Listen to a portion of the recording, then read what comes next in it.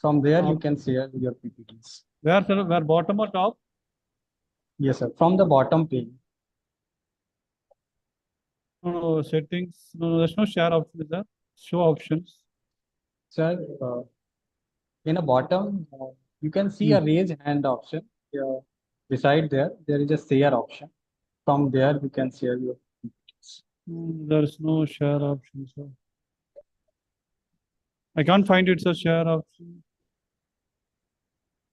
Sir, just wait, sir.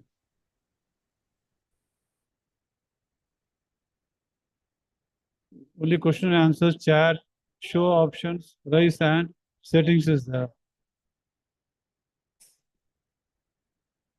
I can't find this share option, sir.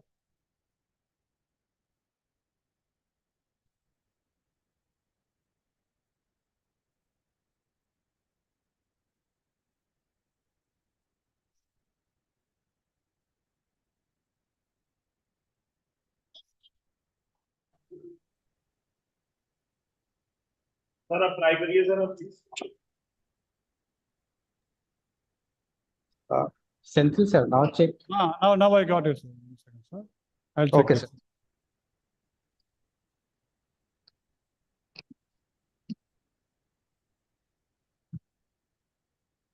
Now you're able to see, sir?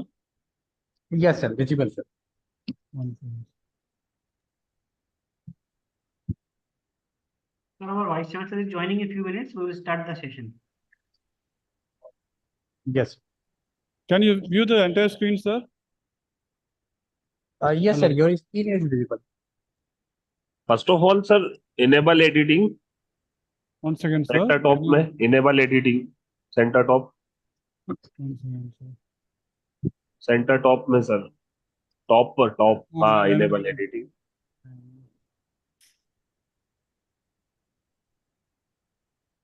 Sir stop sharing हो गई 1 second, sir.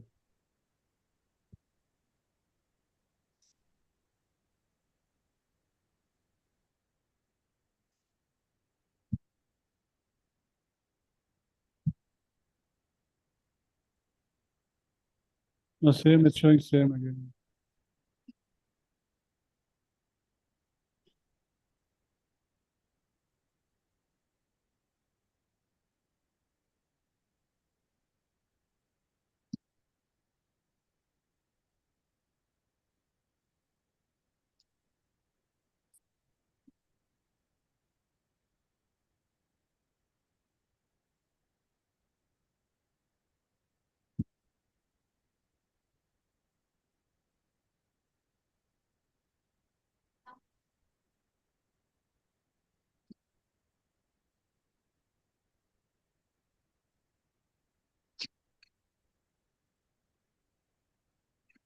It's not changing, sir.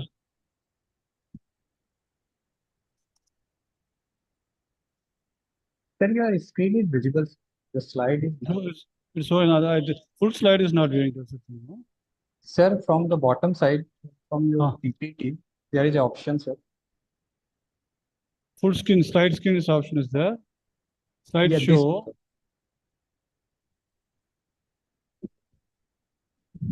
Slide show, shorter, reading view. Now this is okay now? Yes, sir. Yes. Okay, sir. Thank you, sir.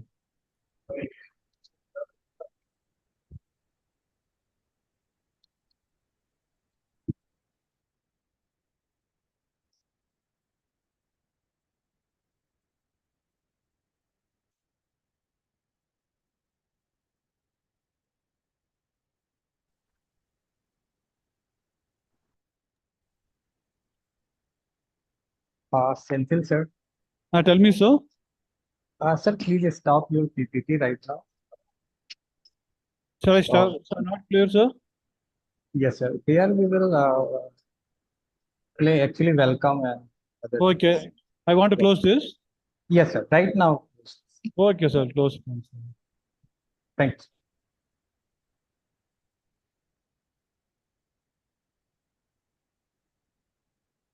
Okay, sir. It's okay now?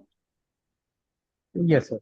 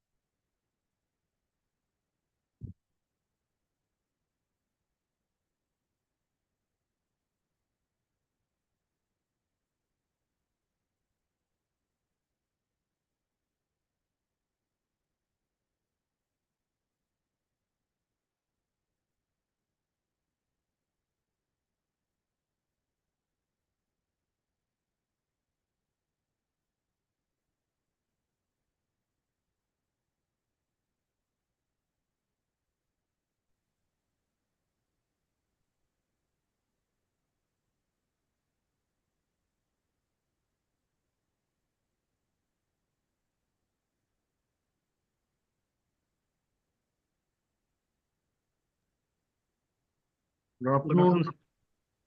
Good afternoon, sir. शुरू किया नहीं अभी आप?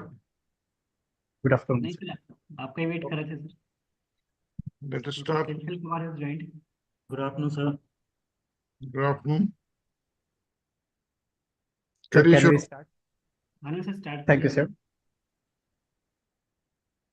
Good afternoon, everyone present here. On behalf of Sri Vaishnav Vidyapith Viswavidyalaya, I, Dr. Anand Prakash, extend a warm welcome to our eminent speaker, Dr. A.V. Senthil Kumar, our Honorable Vice Chancellor, Dr. Upinder Dhar, Rector of the University, Dr. Santosh Dhar, Coordinator of the Center of Excellence in Data Science, Dr. Saurabh Jain, Coordinator of this webinar, Dr. Swati Dubey Misra, all respected panel members, participants, and dear students for joining us today for this highly anticipated webinar on research publications, indexing, and increasing citations organized by the Center of Excellence in Data Science and Data Science Sri Vaishnav Vidyapith Viswavidyalaya, Indore, to support innovation and research in the fast-growing field of the data science. The university has established a Center of Excellence. Let us commence this occasion by seeking the divine blessing of the knowledge and wisdom. We now move forward with the virtual lighting of the lamp offered as a tribute to Master Saraswati. May the light guide us through a path of the innovations and excellence. I request the technical team to kindly play the video. असतो मा सद्गमय तमसो मा ज्योतिर्गमय मृत्युर्मामृतं गमय ॐ शान्ति शान्ति शान्तिः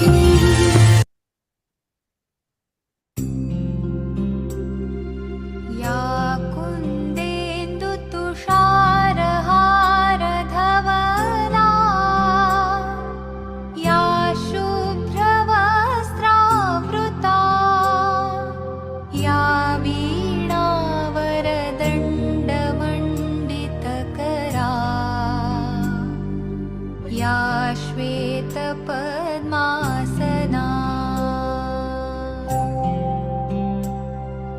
या ब्रह्माच्युतशङ्करप्रभृतिभिः देवैः सदा वन्दिता सा मां पातु Saraswati Bhagwati निःशेषजाड्यापहा. Following this, I request Honorable Vice Chancellor Dr. Upinder Dhar sir to virtually welcome our distinguished speaker, Dr. A.V. Senthil Kumar sir.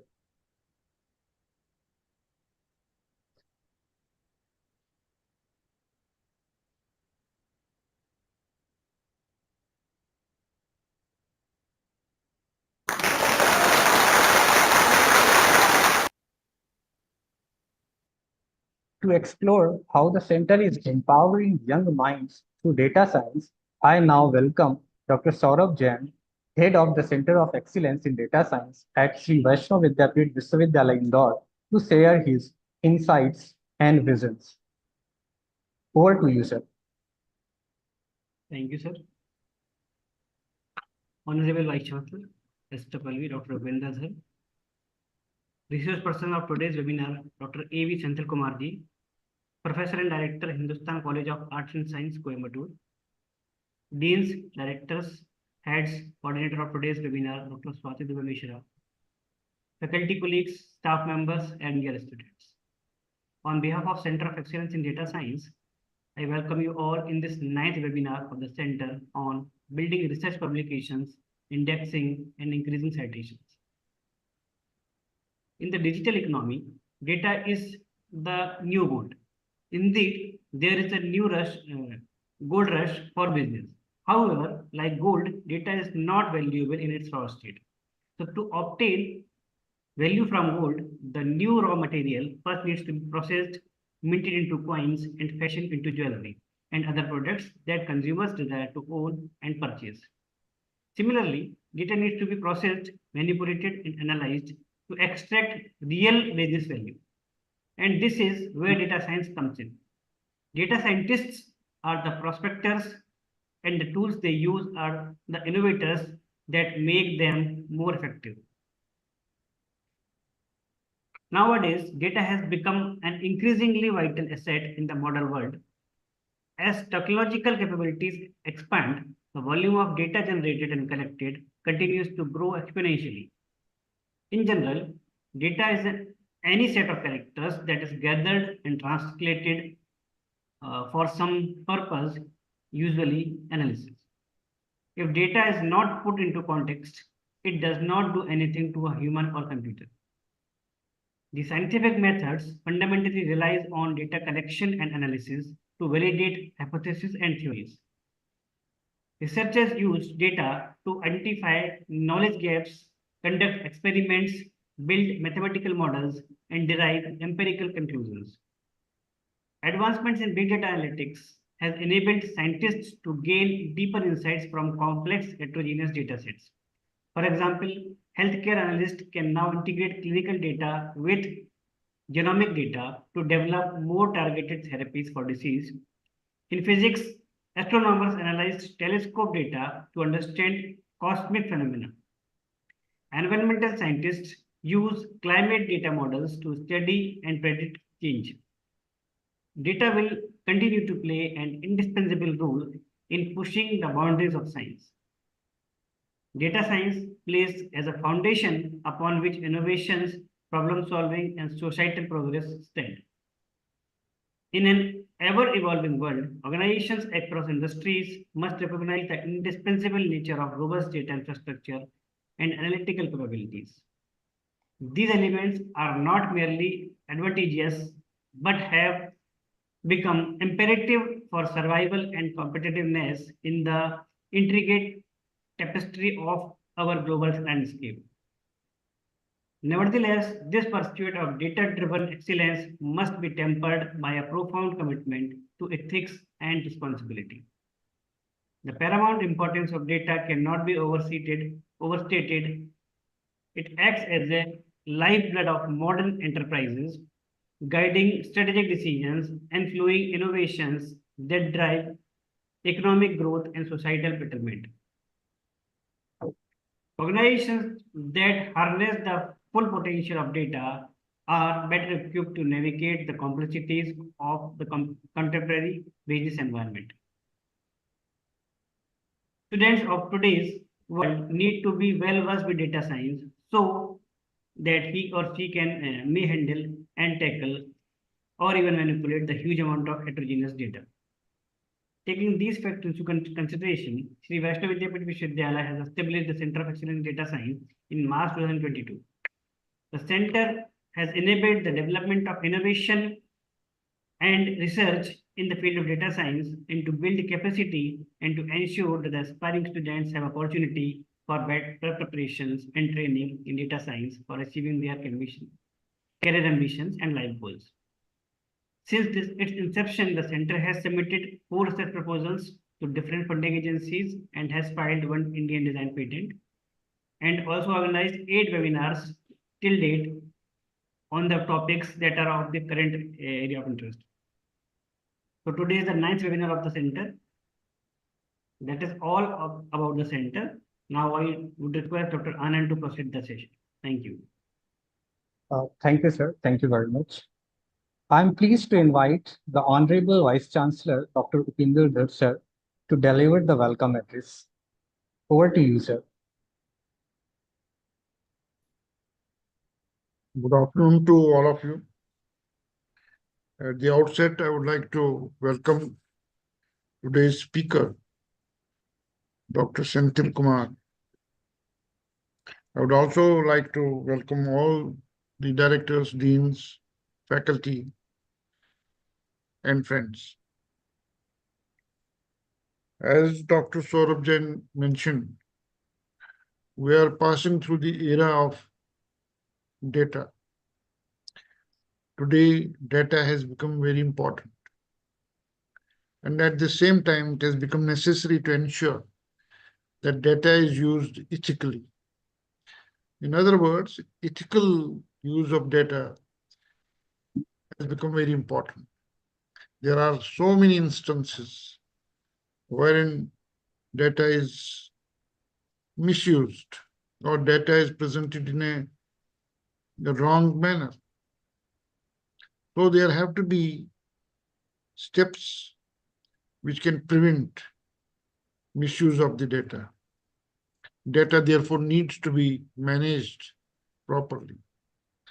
Though we say data science, the origin is in science, but at the same time, it needs to be managed effectively. Effective management of data is what is required, while ensuring that ethical mind is applied. Data is applied in a ethically right manner. To know more about it and to have better understanding about data science on this platform, that is Center of Excellence in Data Science, we have had number of eminent speakers in the past who shared their experiences and made us to understand the subject with more clarity. I am confident that today's resource person, Dr. Senthil Kumar, who is a well-known scientist in this discipline and has been working in this area for quite some time, his deliberation will be very much useful to all of us, and we will have more clarity and also would know what to do and what not to do, and also how to assess whether data is correctly presented or it is wrongly presented. Because data, based on the data, many important decisions are taken.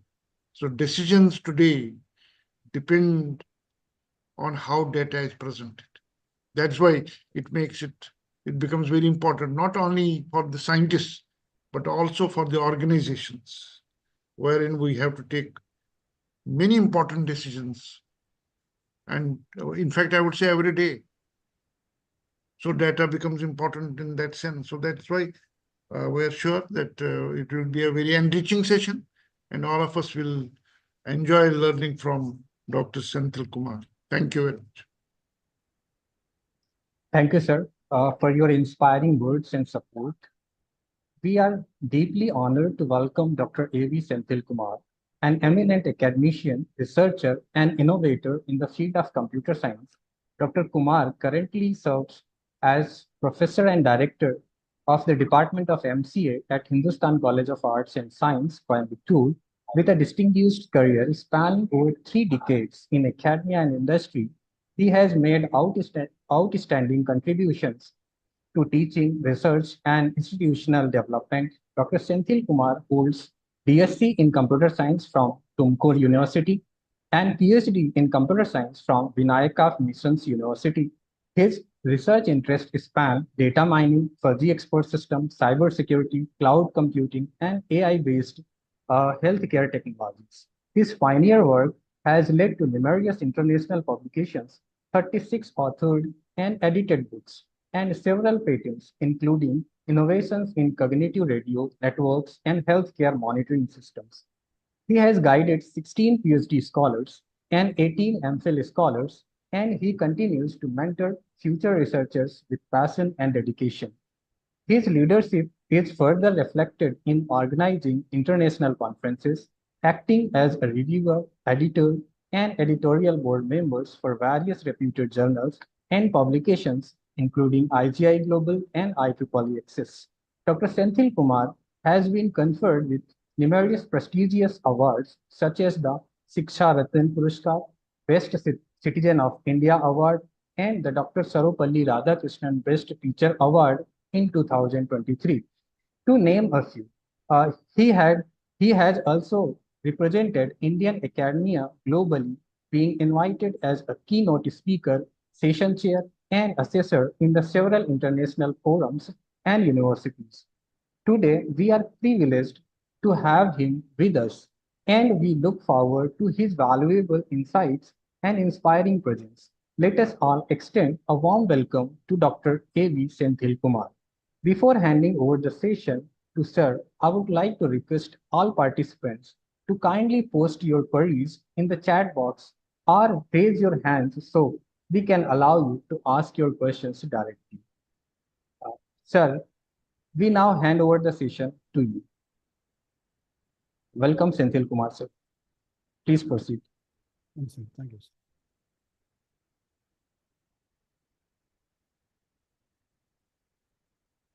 Senthil, sir, over to you. 1 second, sir. 1 second, sir. Please, sir. 1 second. Yes.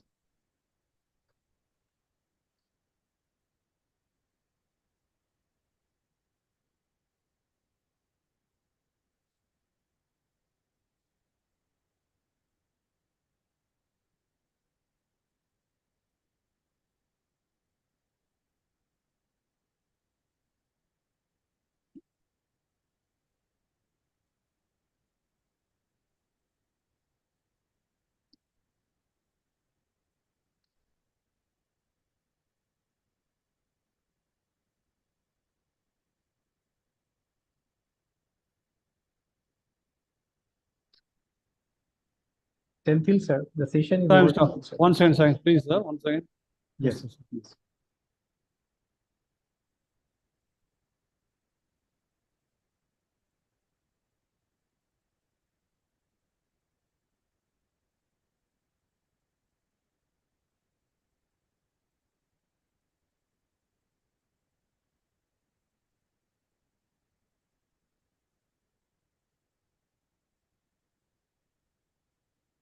Yes, sir. Your PPT is visible, sir. Please enable editing, sir, in the top. 1 second.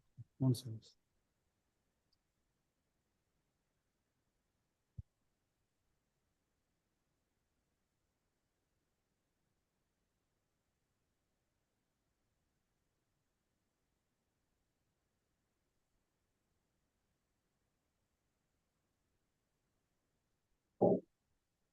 Okay. Yes, sir. So Now can it you is view finished. this? Yes, sir. Thank you. Visible and Thanks a finished. lot. Thanks a lot, sir.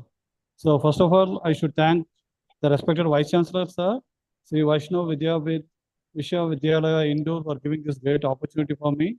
Also, I should thank Dr. Saurabh Joshi, sir, Jain, sir, Dr. Anand Prakash, sir, and all the coordinators for giving this great opportunity. Okay, these are my publication details. So for encouraging for the research scholars, just I'm showing this. Okay, so I'll start my session now. Before entering my session, most of you can think why we should publish. What is the use of publishing papers or books or some edited chapters or edited books? What's the use? Why I should publish? Okay, so when I publish something, it improves my writing skill. It helps me in knowledge upgradation. It keeps me updated what is happening. It keeps me updated what is happening outside. And it also teaches me about the literature survey. It makes me happy when I see any of my article or journal paper or any book is published. It feels me happy. So it also helps the society. With my research work, it helps the society. So whenever you publish something, sure you'll get some appreciation for your work from either from your higher authority or management. You'll get some appreciation. You'll get some publicity to your work, and it adds some value. Whenever your publication is going on increasing, sure it adds some value for your name. It also keeps you alive as a researcher. It also motivates others to research. Whenever your research work is new and innovative, it helps others motivate. It will be a motivation for others to start the research. Above all, you can also earn money. You'll get some royalty when you publish any books or edited books. You'll get some royalty for your publication. Okay. Whether I need any special talent to publish articles? No, really not. Just little interest. If you have little interest, sure you can publish a lot of things, either in journal papers or books or edited books or textbooks. A little interest. Nobody is teaching a child to do something. The child, in his own interest, will start doing everything. The same way, there's no, if you have some little interest, sure, you can do a lot of things. Okay. So these are some examples which made me to do some publications nowadays. So this in 1990, I started my small articles, some local newspapers. I published some articles. So this is local magazines. I start publishing local magazines. That is in 1992. Apart from this, this is a local computer magazine where I answered questions to the readers for more than 15 years. Okay. So these things made me to do some publications till now. Okay. Now we can go for this citations. Why citation impact is important?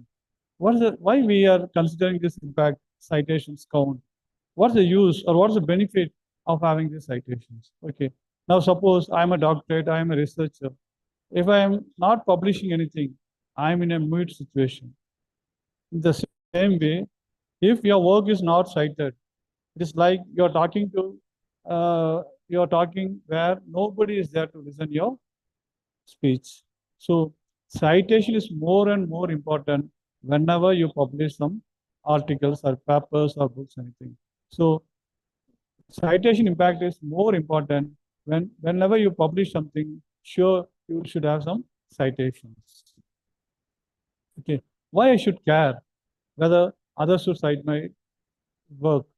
Then why you should publish? This is the answer for this. If nobody is reading your work or citing your work, then why you should publish? Okay, so if you are caring your work it should be cited by others, means then your work should be read by others and it should be cited by others. So whenever your citation count is increasing, it will be able to, for you to prepare for your work confirmation, your promotion application, either for your early performance appraisal, or it will be a great important for your academic impact. Now, whenever your citation, you need paying attention. Whenever your citation count is going on increasing, or somebody is citing your work, then you can easily understand the persons who are building on your work. When somebody cites your work, it means that your work is read by him or her, and they're continuing your work. So you can easily able to understand who are all building your work as a base and they doing their research. So whenever somebody cites your work, in future there may be a collaborators. If your work is used by them, they will contact you. If you are interested, you can, both of you can collaborate, and future you can do some research work or you can publish some papers as a, so that your citation count may be increasing. So if somebody is citing your work, you can get some new idea from their work also. If your work is used as base by some others, you can read their papers and you can get some new interesting new ideas, and you can use their ideas in your work also. Apart from that, when you are having some collaborators, okay, sure, you will be having some citations count increasing, and also whenever your citation count is increasing, it will be a nice ego boost for you. So what are the top indices? Most of you have heard about this journal indexing. What is this journal indexing? A journal indexing is nothing, a list of journals, quality journals, indexed by a Scopus or Web of Science. They are indexing these journals, quality journals, based on the discipline, subject, region, and other factors. From this index, you can select a quality journal and you can publish your paper. What are the main top indices now it is available? The first one is Web of Science. The Web of Science is maintained by Clarivate Analytics. Okay. It mainly indexes journals of sciences, social sciences, arts and humanities. The other one is Scopus. It is maintained by Elsevier. It mainly indexes from medicine to computer science, social sciences, and humanities. AI Compatix, it mainly indexes engineering database-oriented articles as well as publications. DOAJ, it is nothing, Directory of Open Access Journals. Okay, it indexes open access journals.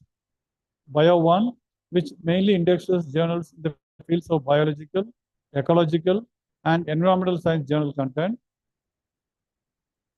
ACM Digital Library, it mainly indexes journals, conference proceedings, technical magazines, newsletters, and books.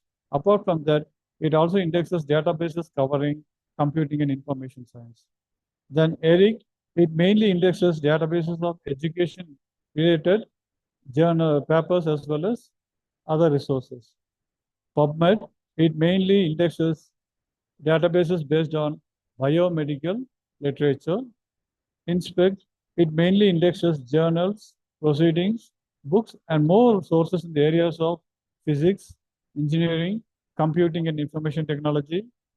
PsycInfo, it mainly indexes publications related to psychological databases. Okay. When you consider this Web of Science, the Web of Science, there are 4 types of indexing. Okay. One is Emerging Sources Citation Index, that is ESCI. The other one is SCI expanded. The other one is Social Sciences Citation Index.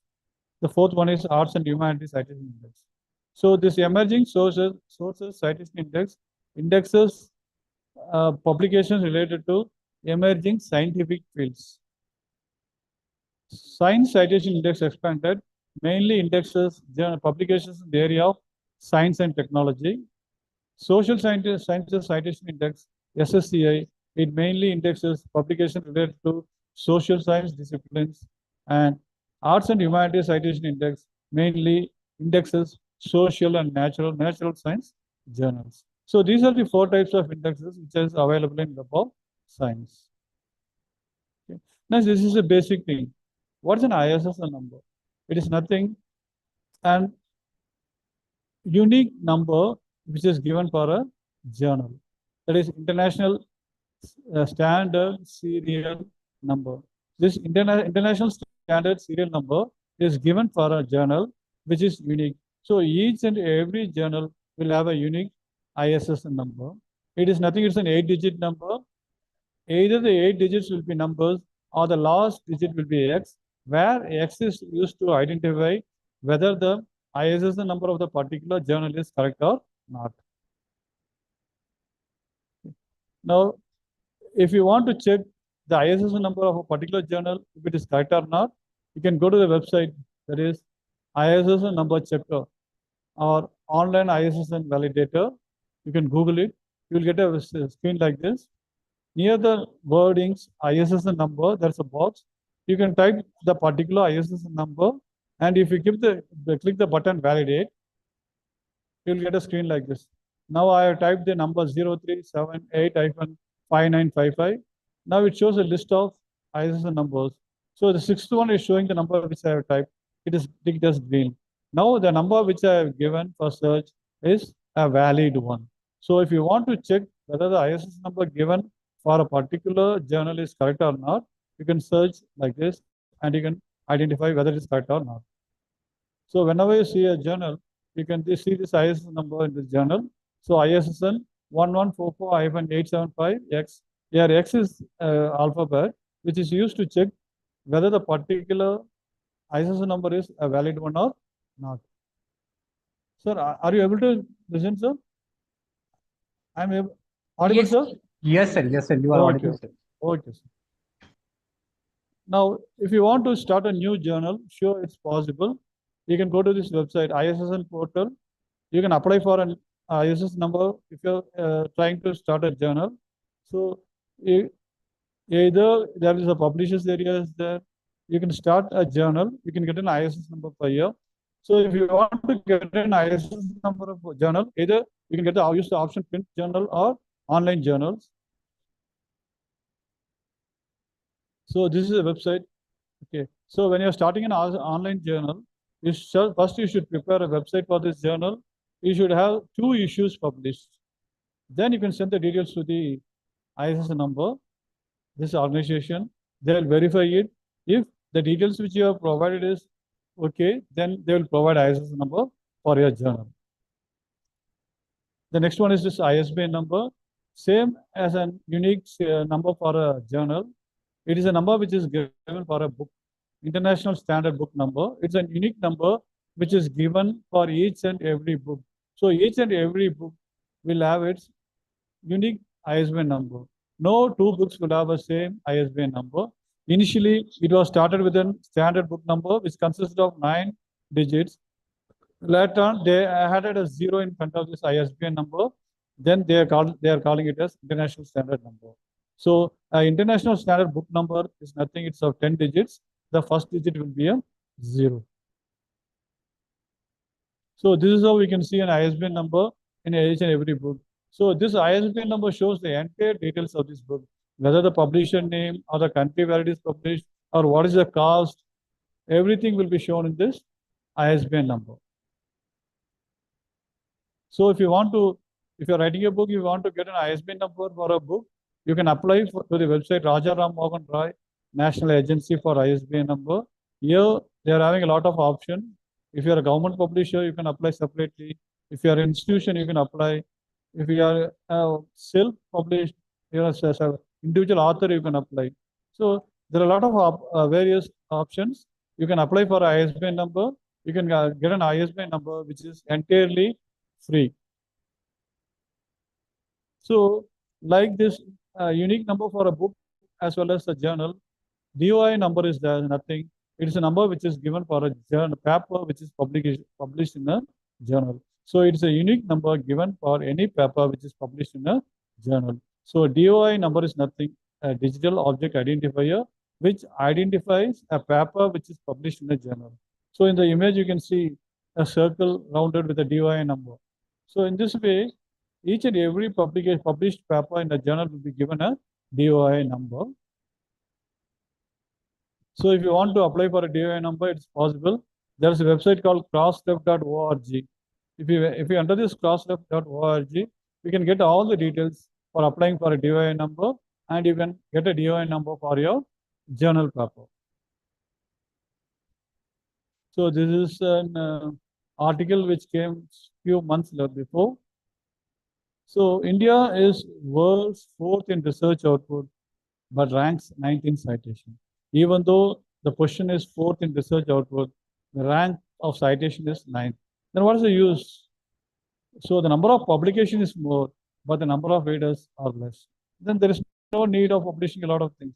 Even if you publish a limited number of publications, the more number of readers should be more. Now we can see what is the chance your work can get more number of citations. So if you want to improve the chances that your academic work is cited by paying attention to the 4 C's. The first C is competence. Second C is collaboration. The third C is care. And the fourth C is communication. What is competence? Nothing. Competition is nothing. You should deliver high quality work. If you publish quality works, this quality work will be published in a peer-reviewed journal. If it is published in a peer-reviewed journal, sure you will get more number of readers. If there are more number of readers, sure you'll get more number of citation. So try to deliver high quality work. Second one is collaborate. So try to have some collaborators. So if you have some collaborators, that is co-authors in your work or co-PI in your research, anything, you will get some complementary skills in areas where you're not that strong. This is the first use if you are having collaborating. So your co-author will give some new ideas. These ideas can be implemented in your work and it can be used in your work and it can be published. So if your co-author is having a network, that particular network will also read this work and those readers will cite your work in their papers. In that case, you will get more number of citations. So in addition, your collaborators are likely to cite your collective work in their other projects also. So try to have more collaborators in your work. It will be very helpful for getting more number of citations. So this is just an example for showing you. I have a lot of collaborations with I have co-authors in each and every publication. So in this case, this is taken before 6 months. So I have some roughly 232 co-authors in my work. So this will be very helpful for getting more number of citations. Then care. So whenever you publish something, you should take more care on this. Okay. So since we are all in professional field, whatever we publish should be useful to the society. Suppose if somebody is helping to your work, just you should say some thanks to them, or you can add their name in your work. All these things should be used in our professional field. So take more care when you are publishing something. Okay. So since we are all in the academic field, we should be a good academic citizen. So we should be polite and considerate and say thank you when someone helps in your work. The main C is communicate. Okay. Suppose if I am publishing something, just I am keeping that publication in my table, it will be not able to reach anybody. Then what is the use? So whatever you publish, it should reach others. Then only they can read your work, they can collaborate with you, and they can do some joint publications with you. So how to communicate your work to others? First, create a personal website. If you're not having a personal website, you create a personal website, put all your up-to-date list of publications, and as well as provide a write-up of your research program. So whenever anybody sees your personal website, they can see whatever you have published and the explanation for these publications.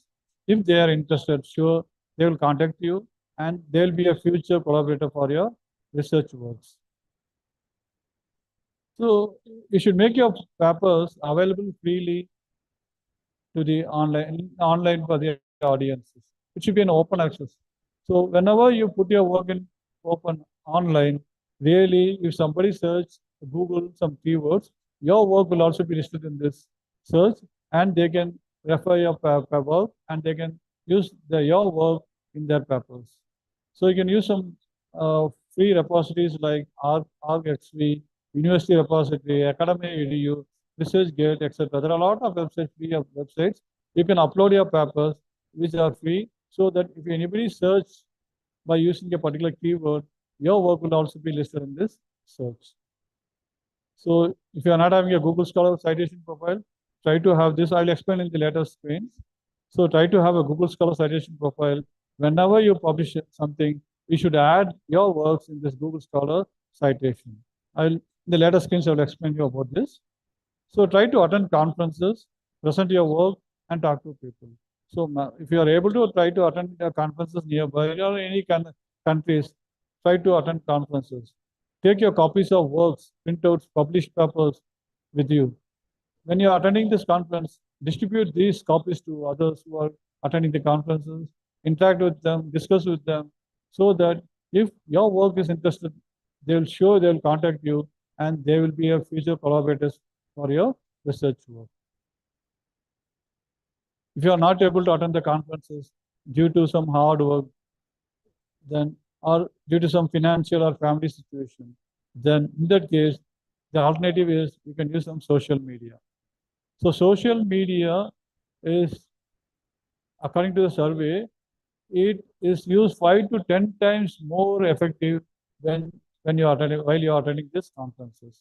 So you can use social media like Twitter or some other social medias to publish your published works, so that you can attract more number of readers. Apart from that, you can have some blog posts. Okay, so you create a blog post, put all your publication details in this blog post, so that whenever somebody searches, in that case, your work also be listed in the searchings. So there are a lot of free blog posts. So you can use Wix, WordPress, LinkedIn, Weebly, Medium, Ghost, Blogger, Tumblr, Joomla, Zimdo. These are all free websites where you can create some blogs and you can post your details.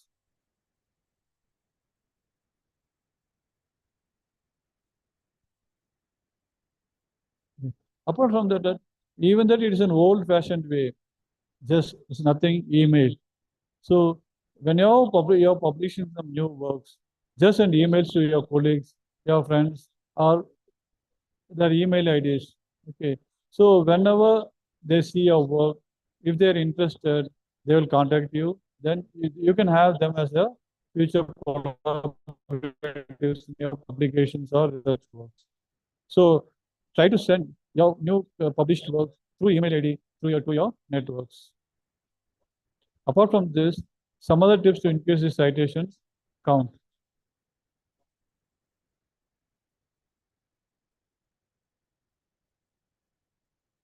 So here, whenever you're writing some papers, try to write some high quality papers, which should be useful, novel, and interesting. So whenever you're trying to writing a new paper, it should be useful to the society. It should be a novel one, and it should be really interesting to the readers. Okay, so it should be able to describe problems, troubling problems. It should be able to outline innovative methods and report groundbreaking results. Write the work in a citable way. Sir, sir. Yes, sir. One second. Sir, உங்ககிட்ட இது இருக்கா? இல்ல sir, charger இருக்கா? Charger இருக்கா? சின்ன charger இல்ல. Write the work in a citable way. So your work should be clear, organized, and without any grammatical errors. Then only if anybody reads your work, they will be able to understand your work, what you are trying to say. So try to write the topics which are currently of serious concern. For example, during the COVID period, lot of persons wrote the works in the area of COVID. So this attracted more number of readers, and their work were cited more number of times. Also, when you're writing a paper, it should be able to clear to understand the fundamental questions of your work. So since the paper will be of 4 or 5 pages, whenever somebody reads your work, they will be understand what you're trying to say, whether they can understand, whether they can get some information from your paper. So your work should be able to answer the fundamental questions of your work. So you can also cite your work of earlier publications in this current paper. Suppose if you have written some papers in network previously, now you are trying to write a paper in the area of network.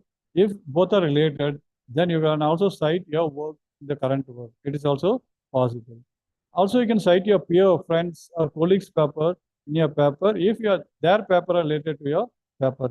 In that case, you can also ask your colleagues to cite your paper, as well as there is a mutual understanding. So your work can be cited by your colleagues, as well as you can cite their works in your papers. This is one way of increasing the number of citations. So when you're giving titles to the paper, don't use a colon in your title, put an hyphen there. So a survey says that when you're using a colon, when you're using a hyphen in the title of your paper, it attracts more number of readers when you are using a colon in your title. So try to write a review article whenever it is possible. So a survey says a review article attracts more number of citations when compared to a research article. So try to publish your work in top tier higher journals. So I will explain what is this top tier high journals later. So a top tier high journal is a Q1, Q2, Q3, Q4 journals. I'll explain you in the later screens. So the next one is whenever you're giving your name in your publications, give the exact name. So when you're giving the first name and last name, the same should be given in all your papers. Don't change the first name and last name, or last name and first name in each and every publications. So this makes, if you change the names, some of your publications can move to some other headers. So give the exact name in all your publications. So you also try to give keywords, common keywords in your papers.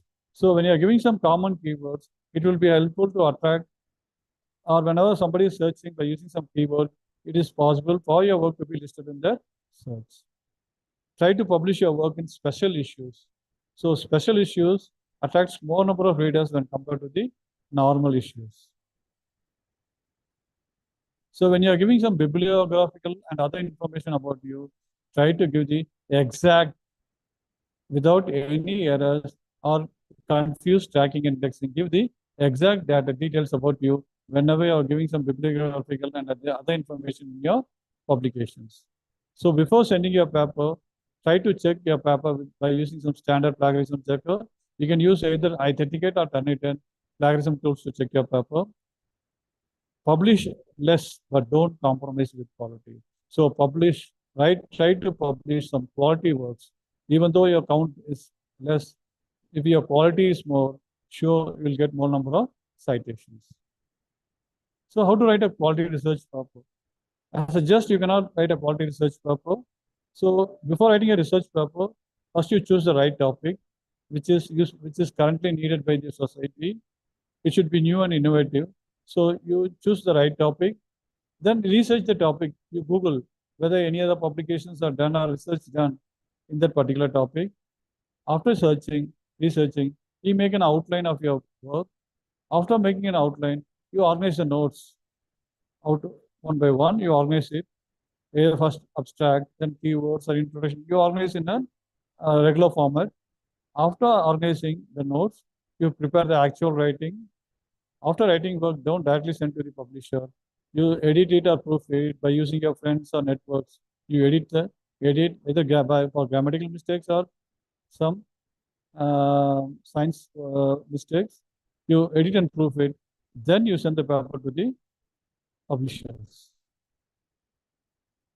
So what are the various types of academic papers? We will have some research articles which presents original research findings with structure sections. Review articles, it mainly summarizes and synthesizes existing research, identifying trends and gaps. Case studies, it mainly analyzes of specific cases to explore real life situations. Theoretical papers, just it presents new theories or conceptual frameworks, offering critical analysis of existing ones. Then methodological papers, which introduces new research methods and evaluate their effectiveness.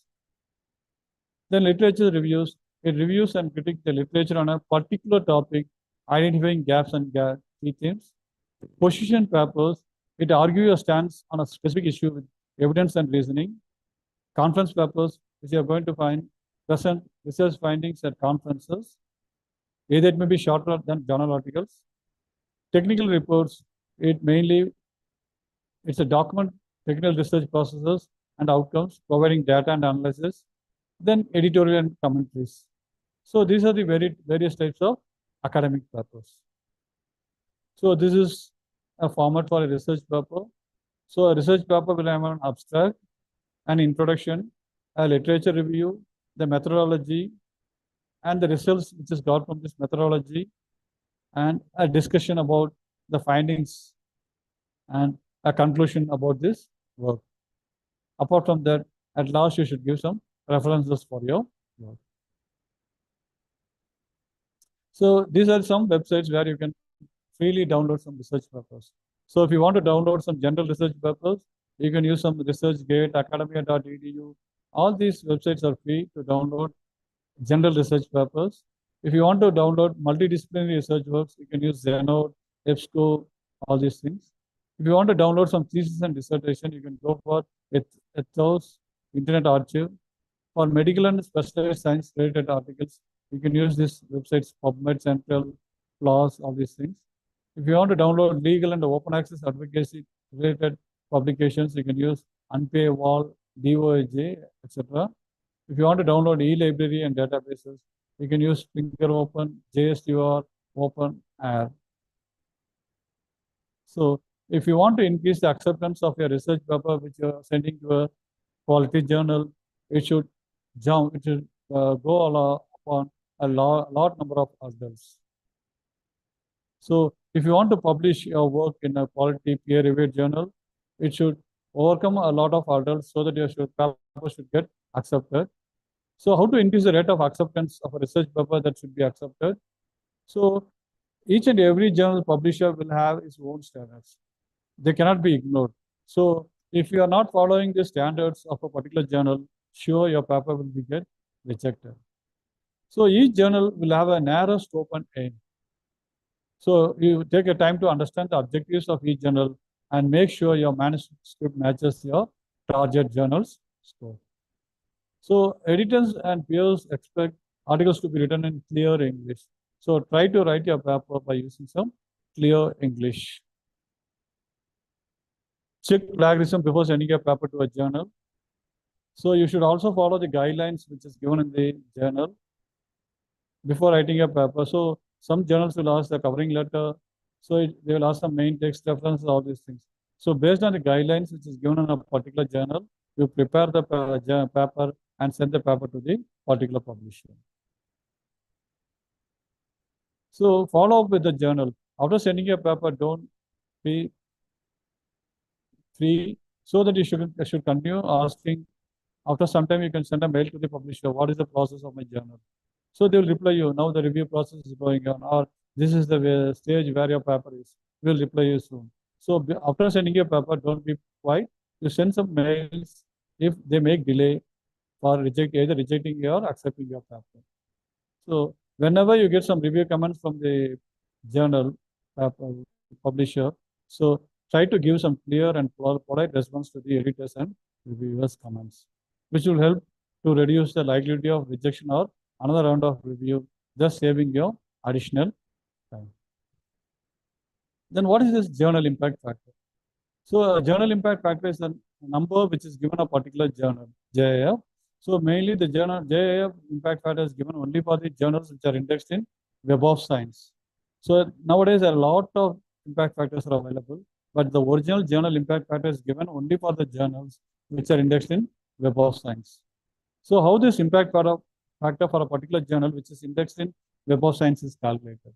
So this journal impact factor will take 2 years data of a journal.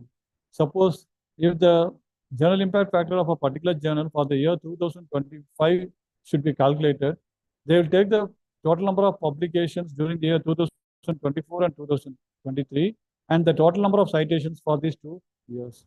So total number of citations divided by total number of articles published will give you this particular journal's impact factor. So see, this is an example. So if they want to calculate the journal impact factor for the year 2008, they will take the number of sites during the year 2007 and 6, divided by the total number of publications during the year 2006 and 7. They divide by the total number of citations by total number of publications, which gives the impact factor of the journal. Sir, where are you, sir? Sir, mobile தரீங்களா? நான் use பண்ணிக்கிறேன். Sir, excuse me, sir. Yes, sir. Can I write one more, 2 minutes, sir, please, sir? Please, sir, please. Yes, sir. Sure.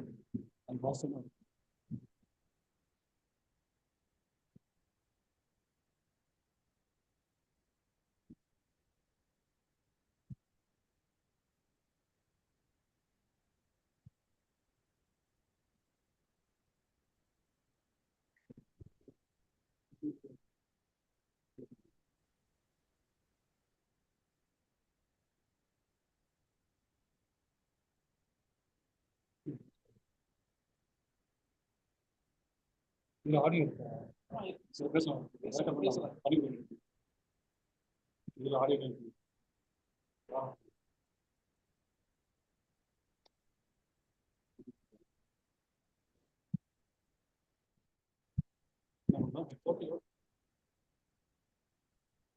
Hello.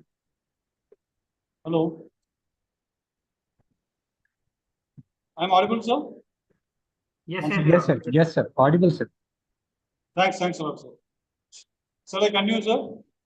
Yes, sir. Continue, sir.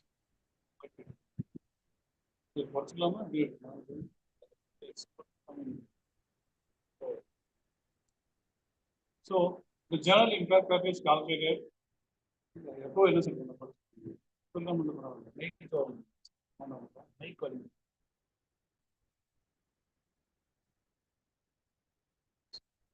Sir, you are not audible, sir. One second.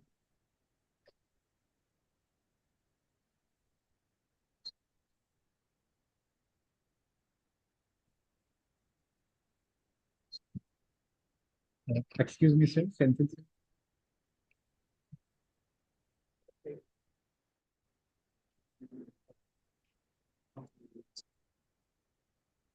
This general impact factor is calculated for the previous 2-year publications. Okay. Then the next one is site score. So site score is a number which is given for each and every journal, which are indexed in Scopus. So this journal impact factor is given only for the journals which are indexed in Scopus. Site score is given only for the journals which are indexed in Scopus. So as the same way where this journal impact factor is calculated, site score is also calculated the same way, but your site score uses 3 years publication. For example, if the site score of a particular journal, which is indexed in Scopus, should be calculated for the year 2015, they take the previous 3 years total number of publications and the total number of citations. The total number of citations of the 3 years of a particular journal divided by the total number of papers which is published for these 3 years will give the site score for the particular journal. But after 2023, the site score uses 4 years window. Instead of 3 years window, they use 4 years window. So this is how the site score and impact factor are calculated. So the Scopus uses 4 years data for calculating the site score of a particular journal. Impact factor uses 2 years publication citation to calculate the impact factor of a journal. Then what is this SkyMogo journal rank? So a SkyMogo journal rank is nothing. It is given a rank for each and every journal between 1 and 100. So it measures the quality of the journal based on the prestige or importance of the journal. The particular journal is assigned a number between 1 and 100. Okay. So it is mainly given only for the journal which are indexed in Scopus. So each and every journal which are indexed in Scopus, based on their importance or prestige, they will be assigned a number from 1 to 100. So it is known as a quartile of a journal. So it is known as Q1, Q2, Q3, and Q4 journal. Q1 listed journals are nothing. If the SkyMogo journal rank of a particular journal lies between 1 and 25, then that particular journal will fall on Q1. If the SkyMogo journal rank lies between 26 and 50, then the particular journal falls on Q2.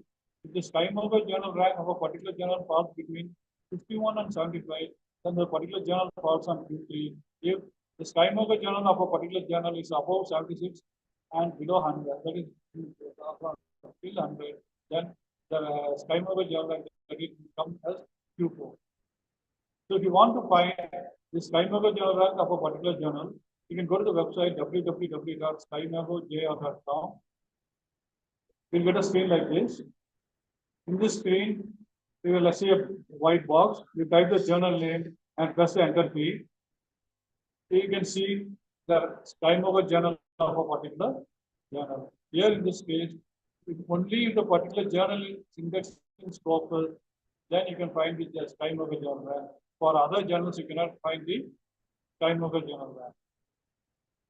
So this is the difference between site score and journal impact factor. A site score is nothing. It is based on Scopus data only. Impact factor is based on Web of Science data only. Site score is a 4-year window. impact factor adapts 2-year window. Elsevier's launched site score and Clarivate Analytics launched impact factor. So this Scopus is maintained by Elsevier, Web of Science is maintained by Clarivate Analytics. Then what is this H index? H index is nothing, it's an highest index. So this is found by a person named George Hurst, physics in 2005. So suppose if your Google Scholar citation H index value is 25, it means that 25 of your articles is having more than 25 citations. If your H index value is 50, in that case, 50 of your publications is having more than 50 citations. What is this I-10 index? So I-10 index is nothing. The number of journals, papers, if 50 of your papers are indexed 10 times, then your I-10 value is I-10 50. If 75 of your papers are indexed 10 times, then your I-10 index value is 75. This is I-10 index as well as H index. Then what is this ABDC journal list? Apart from this Scopus and Web of Science, this ABDC journal list is mainly formed for the business-oriented publication. It was formed by Australian Business Deans Council. It's nothing, it uses peer review. It is mainly based on subjective. But Web of Science or Scopus, they are mainly based on quality. This ABDC journal is based on subjective only. Mainly, it indexes journals based on accounting, business and taxation law, information systems and management, and other recognition fields of. It mainly was this ABDC council was formed for the New Zealand as well as Australian based business schools publication. So if you want to search or check whether a particular paper is listed in ABDC list, you can go to the website abdc.edu.au. You'll get a screen like this. In the box search, below the search, you type the journal name, press the enter key. If the particular journal is in the list of ABDC, will show the journal details below this box. Otherwise, you won't show it. Now, how to find the H index value in Google Scholar? So go to Google, type your name in the box. You'll get a screen like this. In the screen, you can see your name first. For example, A.V. Senthilkumar, Google Scholar. Now I am clicking this link. Now I'll get a screen like this. Now it shows that below the title, I can see what are my papers which are indexed in Google Scholar list. Next to each and every paper, it shows how many citations for the particular paper. And next, it shows which year the particular paper is published. In the right side, you can see a graph. Each and every bar shows how many citations for each year and how many papers are published in that particular year. It also shows the total number of citations, my H index value, as well as I-10 index value. Now, how to find the H index value in Scopus? So go to Google, type simply Scopus, press enter key. In the screen, you can see author search form. Then you click the author search form. Now you will get a screen like this. So here, you click the search button. After clicking the search button, now you can see author search, sources at the top. You click the author search. You type your name, first name, last name, affiliation, and click the search button. Now you will see a screen like this. You can see your name, number of documents cited in, and H index value, your affiliation, as well as city and country other details. Place your cursor on your name and press the enter key. Now you can see a screen like this. The left you can see total number of Scopus index found, total number of citations, and H index value. It shows a graph. Each and every bar shows how many of your papers are indexed in Scopus each year and how many citations are there each year. So in Scopus,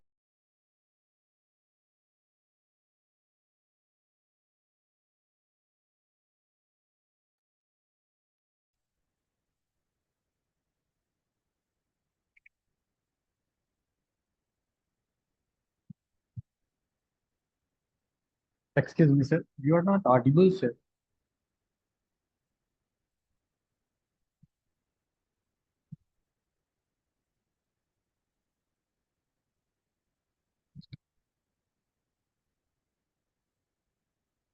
Senthil, sir. Excuse me, sir. You are not audible, sir.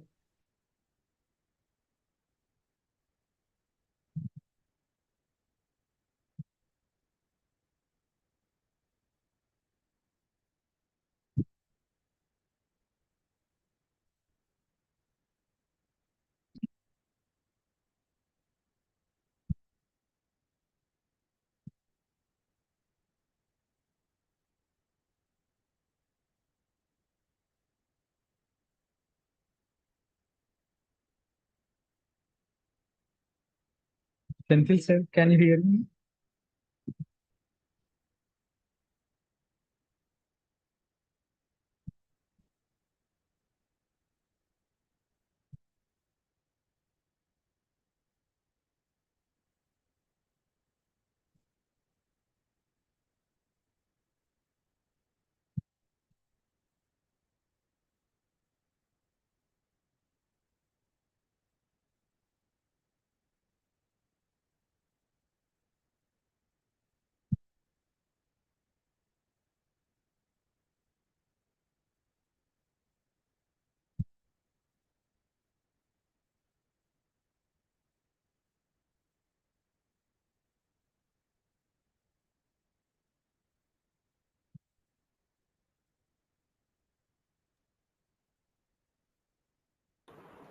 Hello.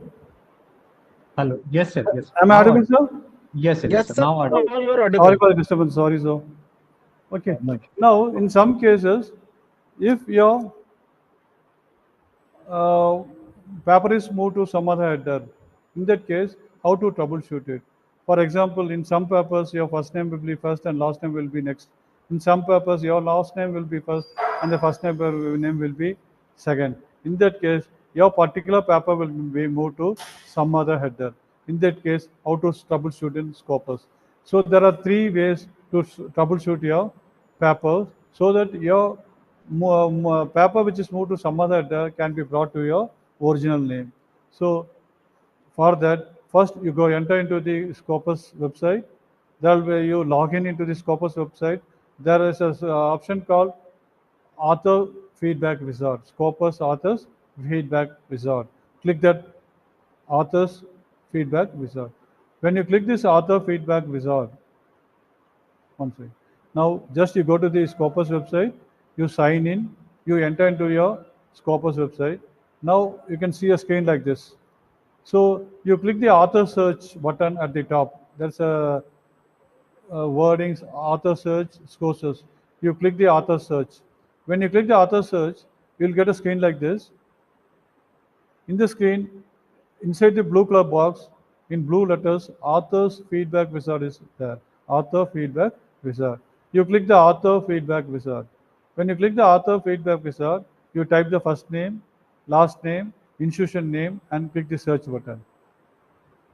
Now it will ask for name variant. Okay. So here in this case, what do? You should give the name variant which you think your name is moved to some other header. For example, here I have typed my first name as A.V. Sendil and last name is Kumar, for example. Here in the second case, I have given last name is Kumar and the first name is A.V. Sendil. Then you type your affiliation and press the search button. Now we can see a list of names. See some orange color box. There will be a list. You identify what are all the list with first your Senthil Kumar AV as well as AV Senthil Kumar. You check your institution also. If you find any one or two or three in the list which belongs to you, you click the small box near the number. It will change to orange. You are checked thoroughly. If it is belongs to yours, you click this one and proceed next steps. Now what happens? After a few days, after this process is over, you will get a reply from this Scopus person. We are checking if your work is, if the given information is correct, we will merge your works. So after 1 or 10 days, if your work this yours, the works which move to some other headers will move to your original header. This is one way to troubleshoot. The other way is, next way is, just you can send an email to the Scopus people. Send an email to scopussupport@elsevier.com. So this is my original work, which is moved to some other header. Please merge with these works with my original header. Then the third option is, in the Scopus website, there's an option called Contact Us. So in the Contact Us, you can see about Scopus, language, customer service. Below the customer service, there's an option as Contact Us. You click that, you'll get a chat box option. You chat with the Scopus people. So you tell, these are the papers which is moved to some other headers. Please merge this. They will ask the PDF files of your papers. You upload them. After a few days, if the works which you have uploaded are belongs to you, they will merge these works to your original Scopus ID. So these are the three ways where you can merge your works which are moved to some other header to your original header. The next one is how to find the H-index value in Web of Science. So here actually Web of Science is not free. It can be used only by the subscribed authors. But nowadays, after 2023, Publance merged with Web of Science. You can use Publance to use the same work as Web of Science. So if you want to use Publance, go to the website publance.com. Now, in the same way, you can sign in. Before that, you register with your name. If you want to find your works in Web of Science, after registering, you sign in. After signing in, you can get a screen like this. In this also, you can see the same options. What are the papers which are indexed? You can the left side see near my picture. On the left side, there's a black color column. The black color column at the top, you can see a menu. If you click that menu, you will get this 3 options, 4 options: profile, my research profile, my records, then other publications. So if you use all these profile notifications, if you use all these things, you can see what are the papers which are indexed in website, H-index value, which there's a computation science of each and every paper. You can see all the details as in Scopus. So in the same way, if you want to troubleshoot, there's an option. You can use chatting also in Web of Science, as well as you can send a mail to Web of Science. The same options can be used if your work has moved to some other header in Web of Science also. You can follow the options which are available in Publance website. Next, we can see the Google Scholar. So here, each and everybody should have this Google Scholar profile. If you are not having a Google Scholar profile, go to this Google Scholar, you create a new one. Okay. When you create a new one, just you sign in into this Google Scholar profile. When you sign in, you'll get a screen like this. Okay. So you can see, as previously I told, you can see a list of journals which are cited in Google Scholar. Then the graph shows what are the citations. Now, in the same way, if you want to troubleshoot the list of works which are not indexed in Google Scholar profile, there's an option here. So below my picture, there's a title called title. Next to title, there's a plus symbol. If you click this plus symbol, you can see these 3 options. A, add article groups. B, add articles. C, add articles manually. When you click the first option, add article groups, it shows a screen like this. Now it shows group-wise publications. The header will be your name, A.V. Senthilkumar, for example. Next to A.V. Senthilkumar, it's showing 61 articles.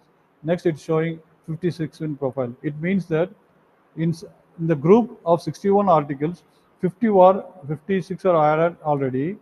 Then you click the 61 articles. Now it shows all the 61 articles. You check if any of the articles which is not highlighted belongs to you. You can see a small box near that particular article. You click it. After clicking it, you click the right blue color box at the topmost corner of the box. The next to add article groups, you click it. Now this particular paper will be added to your Google Scholar profile. So the first option is nothing. It shows group-wise articles. You can check the groups. If any of your work is in the list of the group, which is not highlighted, you can click the box near the title. Then finally you can click the right color blue box at the topmost corner with the right click. You click it just. Now this selected papers will be added to your Google Scholar profile. Next, the second option is add articles. So when you click the second option, it shows one by one article. Instead of showing as a group, it shows one by one article. You check one and each and every article. Now, if any of the article is not highlighted, it is not highlighted. If it belongs to you, there will be a small box near the article. You click this. Finally, you click the blue color box at the top. Now, this particular article will be added to your Google Scholar profile. So, the first option shows group wise. The second option shows article wise. Then the third one is add article manually. Suppose if you are publishing a new paper or publishing a chapter or a conference paper, you can use this option. When you click this third option, it shows a screen. If you have published a new paper in a journal, click the journal option, type the title, author details, publication date, journal name, volume, issue, pages, publisher. After typing all these things, you click the blue color box at the topmost right hand corner. Now this details will be added to your Google Scholar profile.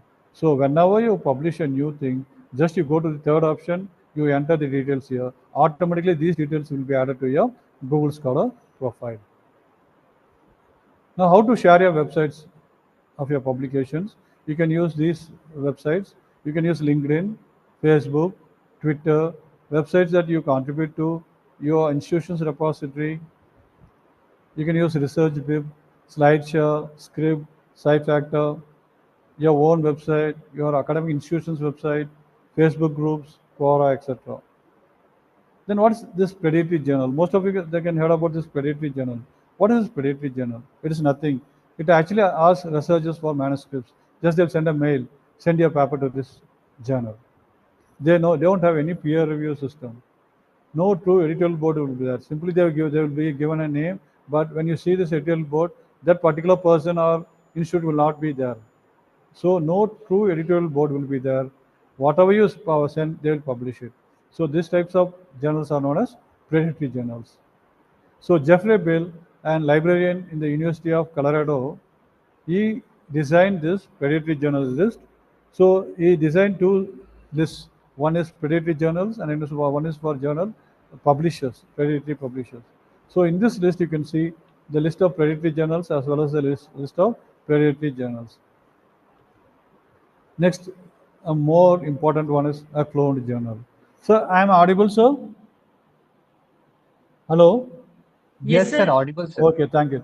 So what is this cloned journal? So most of you have heard about this cloned journal.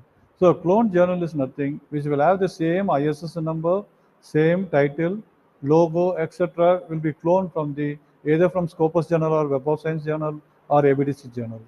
So it looks like the original website, but when you click the Scopus coverage of in this particular website, it goes to the original Scopus Journal's website. This is the difference.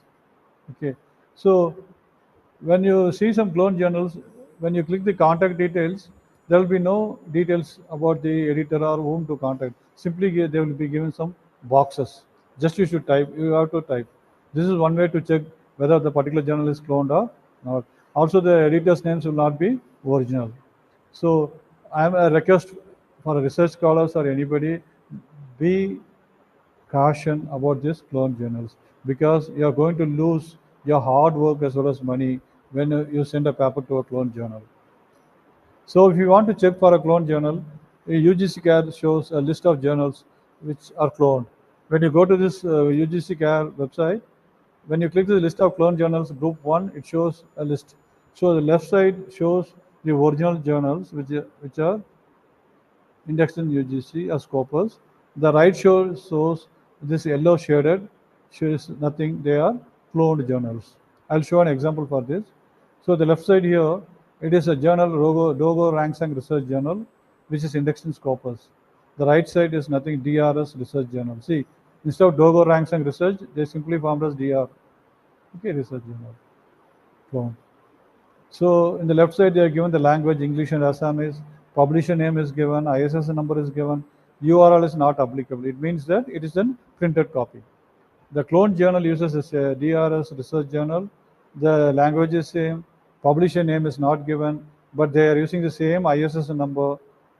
URL is given. It means that it is an online journal. It is not a printed copy.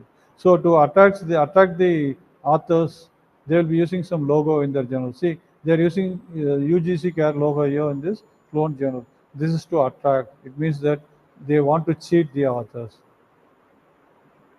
So they have also given a group 2 list in UGC CARE. So one of the journal is Adalia, for example. This is the original journal. Cloned one is they named as simply they add a word journal here. They'll be using the same ISSN number. Okay. This is the clone. So to attract the authors, they will be using a logo. See here, they are using a logo Web of Science group. This is to cheat or to attract the authors. So in that case, before sending a paper to a clone journal, you can check the ISSN number. So in the same way, you can go to the ISSN number check. You can see a box here. Simply type the ISSN number or the title of the journal. So if the ISSN number is correct, it shows the details of the publisher or country of the publisher.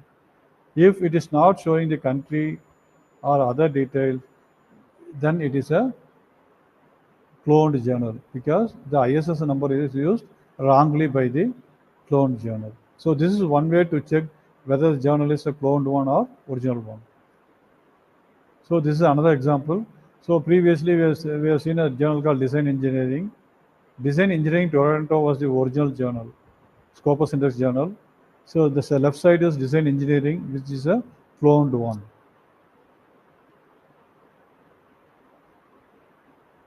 So before sending a paper to any journal which is indexed in Scopus or Web of Science, you can chat with the Scopus people or Web of Science people. You can inquire them whether the particular journal is indexed in Scopus or not. Sure, they will answer you. Based on the reply, you can send that particular paper to particular journal. So if you want to check whether a particular journal is in Scopus indexed or not, directly you can go to the Scopus website. Under the About Scopus, there's a second you can see content coverage. When you click this, and you can see a screen like this. There are two boxes. Download the sources title list, download the book title list. When you click this download the sources title list, it opens an Excel file. Each there will be a lot of pages in this Excel file. In one page, it shows what are the journals which are indexed this year. The next page shows what are the pages which are indexed journals list will be showing. The next page shows what are the journals which are removed from Scopus. You can find all the details in each and every page. After confirming from that page, you can send the work to a particular journal. Okay, recently I got an email like this. They asked me to organize a special issue in Design Engineering Toronto. I was very happy. So they told that it will be published in 20 days and the publication fee is 400 euros. So I checked all these things and it came at last. It showed journal website and Scopus ID. When I clicked this journal website, it showed the cloned journal website. When I clicked this Scopus ID, it showed the original journal Scopus website. That is Scopus journal's original Scopus web page. See how they are cheating. So you should check both the journal website and the Scopus ID web page are same, which belongs to the same journal before sending any paper to any journal. So in the same way, Web of Science also, there are some cloned journals. There is one journal called IJDRBC. See, the second one, Nadia Bub, is the original one. The first one, SCRC, is the cloned one. See, I'll show you. See, IJDRBC. The left side, no, it is the cloned one. The original one is Nadia. Both are using the same journal name. So the clone journal uses some logo of Web of Science, emerging science citation. So this is to attract the authors. Be aware of these type of cloned journals.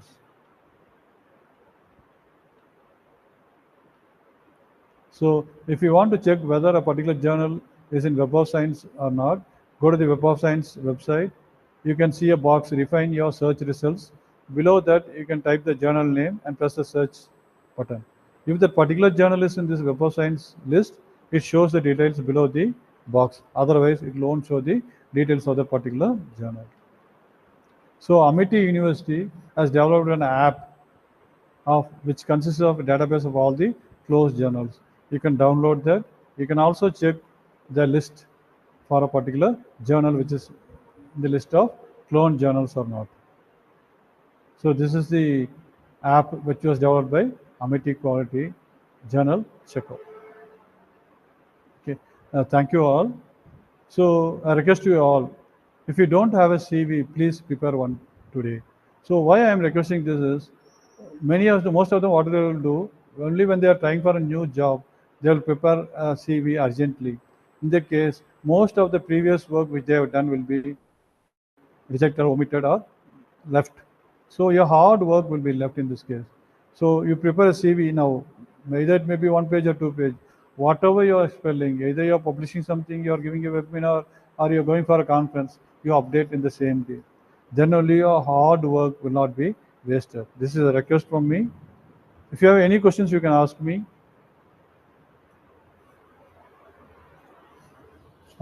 Thank you, sir.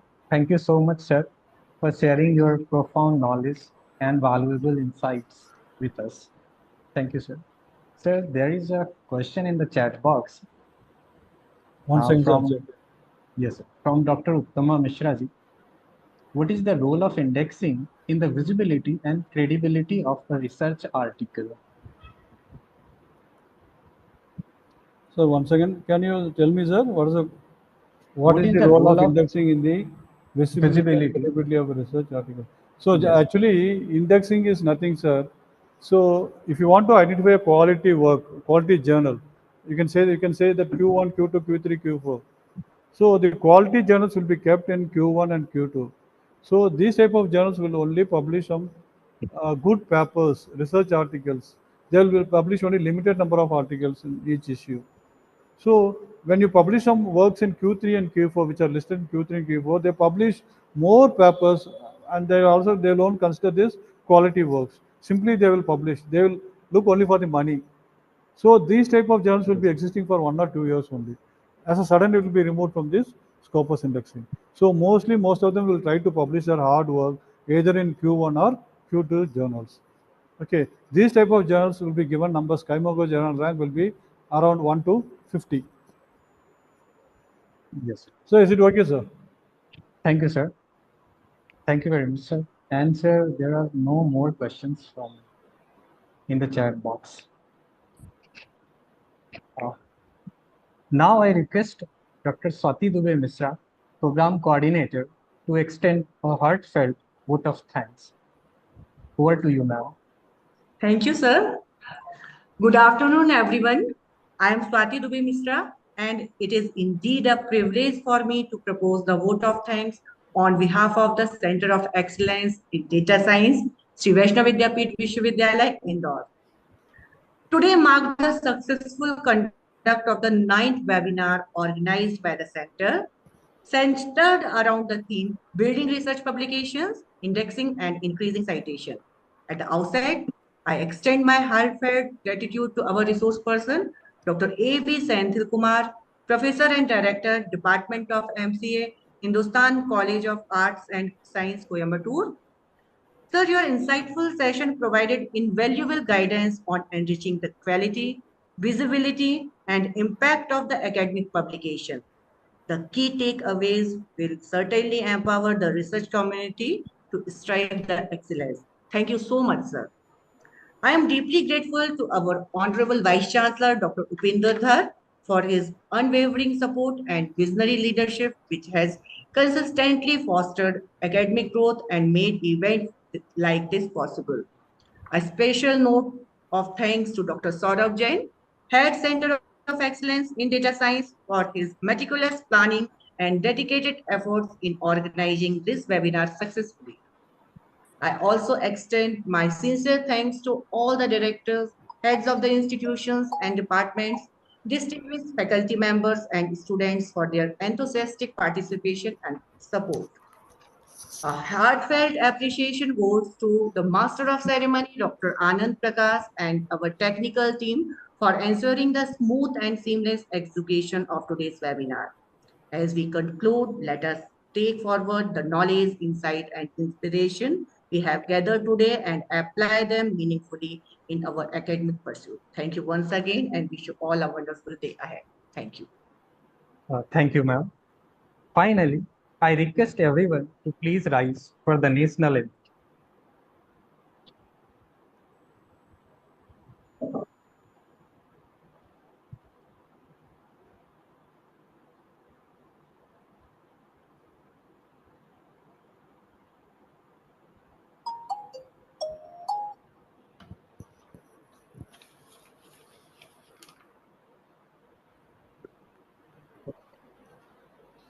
जनगण मन अधिनायक जय हे भारत भाग्य विधाता पंजाब सिंध गुजरात मराठा द्राविड उत्कल बंगा विंध्य हिमाचल यमुना गंगा उच्चल जलधि तरंगा तव शुभ नामे जागे तव शुभ आशीष मांगे गाहे तव जय गाथा जन गण मंगलदायक जय हे भारत भाग्य विधाता जय हे जय हे जय हे जय जय जय जय हे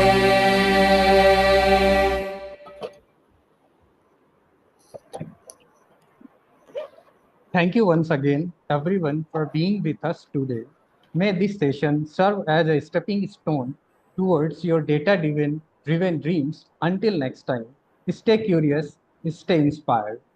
Thank you. Thank you very much. Thank you, everyone. Thank you. Thanks to all of you. Thank you, Senthil Thank you, Kumar, sir. for giving Sir, us thank you. precious Thank time. you all, sir, for giving this great opportunity. Thanks a lot, sir. Thank you, sir. Okay, thank you, sir.